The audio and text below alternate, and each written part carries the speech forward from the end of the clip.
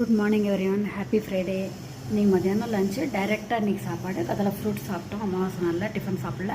பச்சரிசி சாதம், முருங்கைக்காவும் பரங்கிக்காவும் போட்டு சாம்பார், வாழைக்காய் கறி, கலத்தக்கு பருப்பு, தயிர் வீட்டில் ஒரு குத்துனது.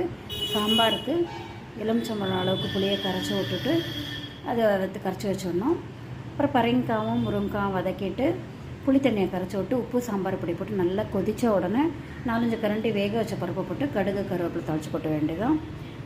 வாழைக்காய் கறிக்கு கடுகு உளுத்தம்பருப்பு கடலப்பருப்பு எண்ணெயில் தாளிச்சு போட்டு பெருங்காயம் கருவேப்பிலை அதிலே போட்டு பெருங்காயம் தூக்கில் போட்டால் சூப்பராக இருக்கும். அப்புறம் அவங்க வாழைக்காய் நறுக்கி வச்ச வாழைக்காய் போட்டு உப்பு காரப்பொடி பெருங்காயப்பொடி போட்டால் டேஸ்ட் ரொம்ப நல்லா இருக்கும். வேணுங்கிற எல்லாம் எண்ணெயை விட்டால் போகிறோம். பருப்பு சாதம், சாம்பார் சாதம், தயிர் சாதம் சாப்பிட்லாம். இந்த மெத்தட்லாம் பண்ணி பாருங்கள், டேஸ்ட்டாக ரொம்ப நல்லாயிருக்கும். பார்த்துட்டு கமெண்ட் பண்ணுங்கள், சப்ஸ்கிரைப் பண்ணுங்கள். தேங்க்யூ ஸோ மச் ஃபார் வாட்சிங். ராத்திரிக்கு இட்லி இந்த சாம்பாரோட தொட்டு சாப்பிட்லாம்.